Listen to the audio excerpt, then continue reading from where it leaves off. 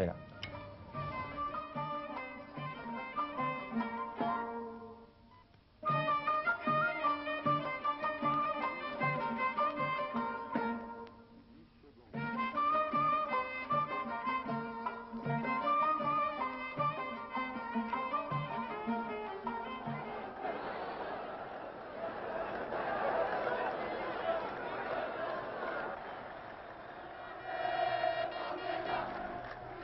La voilà donc la grande espérance de l'Algérie du football, sa jeunesse.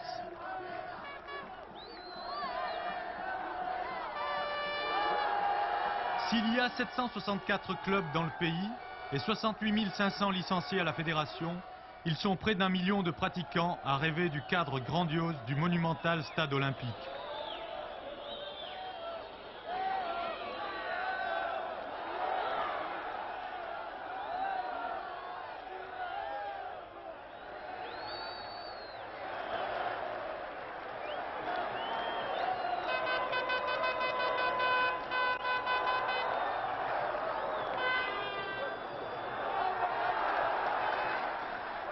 Tous ceux qui font leur gamme sur tous les terrains vagues du pays et qui s'identifient aux vedettes nationales, les Belloumi, Madjer, Fergani ou Guendouz. Tous les héros de la qualification qui ont gagné leur billet pour l'Espagne après avoir terrassé tour à tour la Sierra Leone, le Soudan, le Niger et le Nigeria. L'Algérie au sommet du football africain, ça c'est la réalité d'aujourd'hui. Mais c'est là, sur le macadam de la rue, dans les cours des grands ensembles, que l'Algérie de demain forge les armes de ses victoires à venir. Pour être digne des infrastructures sportives dont elle a eu vite fait de se doter. Rabah Madjer, l'attaquant international du MRA du Sendé, a fait ses premières armes dans la rue.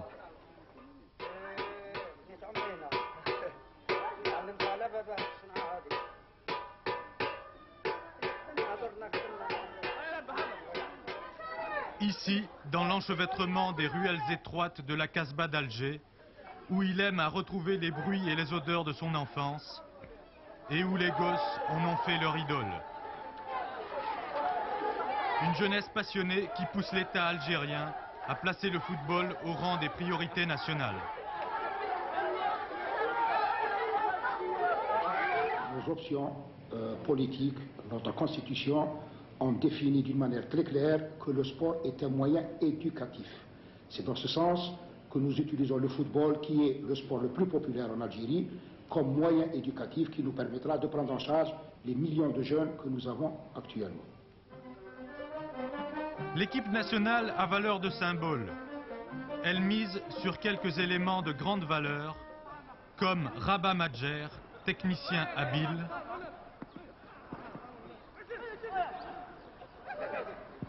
Yassine Bentaala, le gardien de but qui sait aussi se servir de ses pieds, Haït El Hossine, un avant-centre au format de poche,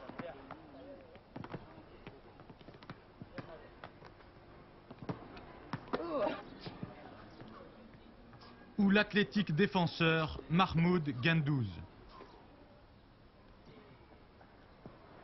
Mais c'est surtout Rabah Madjer, 24 ans, un attaquant de race, qui est la grande fierté d'Alger la Blanche. Et le symbole de la réussite née il y a 4 ans d'une réforme qui a placé tous les clubs de football sous la tutelle des entreprises d'État. Le statut du joueur que nous appelons joueur de performance, athlète de performance, est un statut qui permet à cet athlète d'abord une insertion professionnelle permanente. Le joueur est pris en charge par l'entreprise économique qui subventionne ou qui a pris en charge l'association sportive. Il a un travail régulier, une formation professionnelle qui lui permet de gravir différents échelons et surtout de pouvoir continuer à travailler normalement dans cette entreprise après sa vie sportive. Ainsi, Abdelkader Hor, le stoppeur de l'équipe nationale, s'est vu offrir à 29 ans un poste de maîtreur dans l'entreprise de construction qui gère les intérêts de son club, la DNC.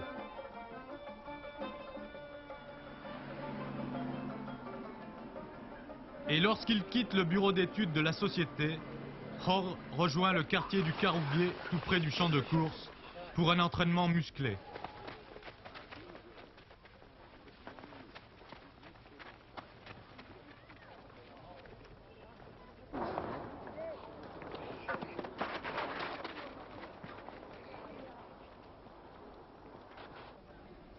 C'est Waliken Mokran, l'ancien professionnel de Nîmes et de Montpellier, qui dirige l'entraînement de cette équipe avec une fermeté qui n'est pas sans rappeler celle de Kader Firoud, dont il fut l'élève. On donnera ce qu'on peut donner.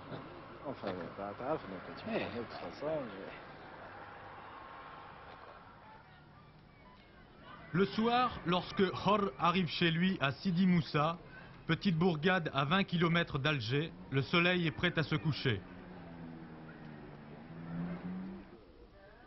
C'est l'heure de la prière. Hor est un mystique, il s'y soumet avec ferveur.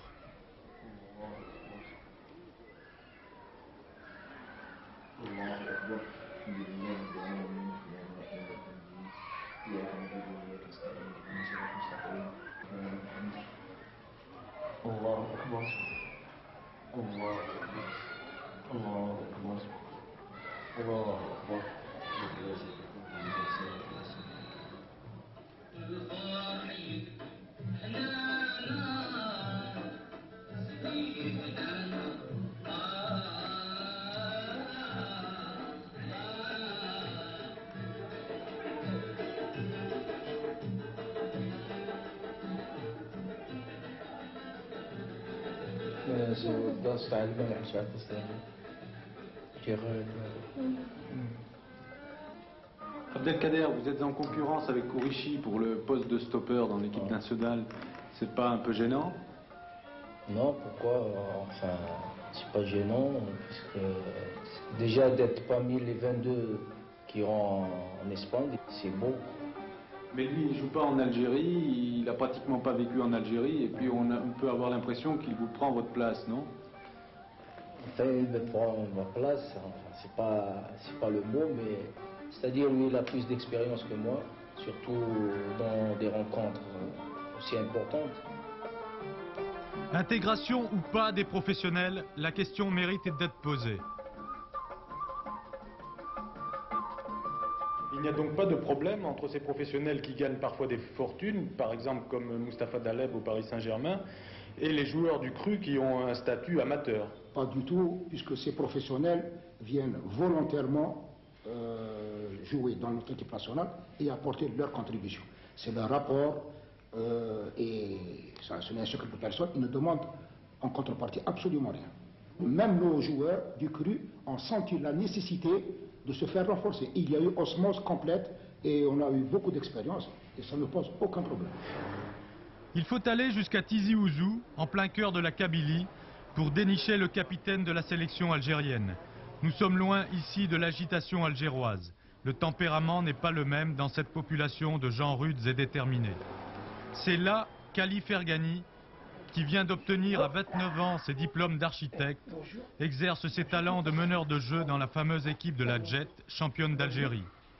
Curieuse l'histoire de ce joueur qui est né à Onin, dans le nord de la France, où son père était mineur, et qui ne fit connaissance avec l'Algérie qu'en 1965, à l'âge de 13 ans.